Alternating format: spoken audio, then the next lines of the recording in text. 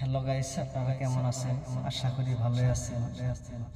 আজকে খুব একটা দুঃখের বিষয়, আমাদের কন্টেন্ট ক্রিয়েটর রবি সিংহ ভাই দুনিয়ার মাঝে আর নাই।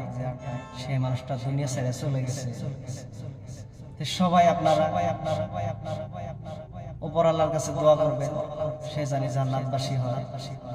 এবং সাথে কিছুদিন আগে আমাদের ভাদাইমা সেও দুনিয়া ছেড়ে চলে গেছে। দুজনের জন্য আপনারা হাত জোর করে কাকুতি মিনতি করবেন উপর আল্লাহর কাছে, যাতে আল্লাহ এই দুজনকে জান্নাতবাসী করে।